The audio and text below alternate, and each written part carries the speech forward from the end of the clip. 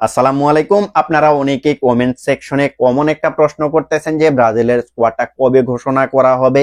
ব্রাজিলের পরবর্তী যে দুইটা ম্যাচ রয়েছে চিলি এবং বলিভিয়ার বিপক্ষে, ওই দুইটা ম্যাচের জন্য ব্রাজিলের দলটা কবে ঘোষণা করা হবে, এমন ধরনের কমেন্টস কিন্তু আপনারা অনেকেই করতেছেন। তাই আজকের এই ভিডিওতে আমরা ব্রাজিলের পরবর্তী দল ঘোষণার তারিখটা নিয়ে কথা বলার ট্রাই করব। দেখুন, আমি এটা নিয়ে কিন্তু অনেক ভিডিওতে কথা বলছি, অনেক ভিডিওতে কিন্তু আমি আপনাদেরকে ধারণা দেওয়ার ট্রাই করেছি যে এক্স্যাক্টলি ব্রাজিল কবে তাদের স্কোয়াডটা ঘোষণা করবে।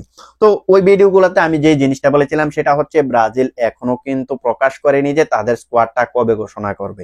দেখুন, এখনো পর্যন্ত ওই ভিডিওগুলোর পরে এখনো পর্যন্ত কোনো আপডেট পাইনি যে ব্রাজিল এক্স্যাক্টলি এই তারিখে কিংবা ওই তারিখে দলটা ঘোষণা করবে। দেখুন, এটা নিয়ে যখন আপডেট আসবে আমি তাৎক্ষণিক আপনাদের সঙ্গে শেয়ার করার ট্রাই করব। ব্রাজিলের যে স্কোয়াড ঘোষণার ডেটটা, এই ডেটটা বেসিক্যালি প্রথমত আসবে সিবিএফ এর ওয়েবসাইটে।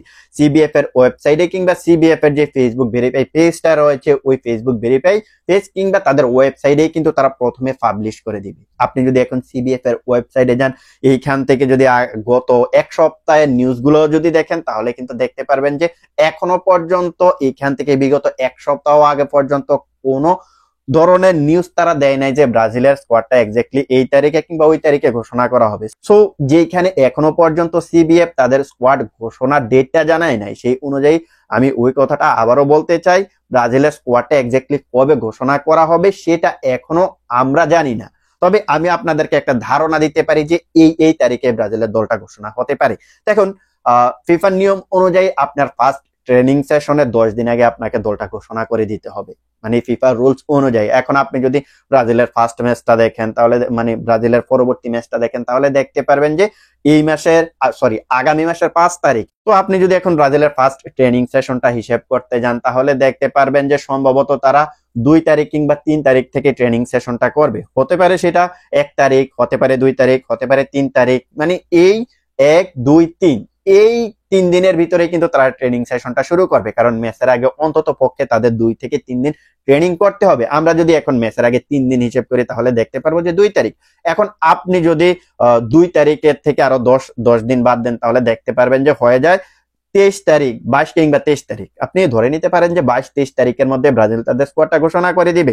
কারণ এবারের যে আগস্ট মাসটা রয়েছে, এটাতে 31শে আগস্ট যায়, আপনারা সবাই জানেন। তো সেই অনুযায়ী বলতে চাই, হয়তোবা ব্রাজিল তাদের যে স্কোয়াডটা রয়েছে সেই স্কোয়াডটা ঘোষণা করে দিবে 20 থেকে 22 তারিখের মধ্যে, বা 20, 22 কিংবা 23 তারিখের মধ্যে কিন্তু তাদের যে স্কোয়াডটা সেই স্কোয়াডটা ঘোষণা করে দিবে ফিফা রুলস অনুযায়ী। দেখুন, এটা কোনো অফিসিয়ালি আপডেট না, ফিফার রুলস অনুযায়ী যে নিয়মটা, সেই নিয়মটা আপনাদেরকে জানিয়ে দিতেছে। সো এর আগেও হইতে পারে, দেখা গেছে ব্রাজিল সম্ভবত 20 তারিখ থেকে 25 তারিখের মধ্যে দলটা ঘোষণা করে দিতে পারে, কিংবা হইতে পারে যে 15 তারিখ থেকে 25 তারিখের মধ্যে দলটা ঘোষণা করে দিতে পারে। যে কোনো মুভমেন্টে তারা দলটা ঘোষণা করে দিতে পারে। এটা নিয়ে সম্ভবত আগামী কয়েকদিনের ভিতরে মনে হয় সম্ভবত আপডেটটা আসতে চলেছে, যদিও এটা কোনো অফিসিয়ালি নিউজ নয় যে কবে ব্রাজিল তাদের দলটা ঘোষণা করবে। দেখুন, এতক্ষণ পর্যন্ত আমি যে কথাগুলো আপনাদের সামনে বললাম, এই কথাগুলো থেকে আপনারা মোটামুটি এটা ক্লিয়ার হতে পেরেছেন যে এই মাসের 3য় সপ্তাহের প্রথম দিক থেকে শুরু করে 3য় সপ্তাহের শেষের দিকে, কিংবা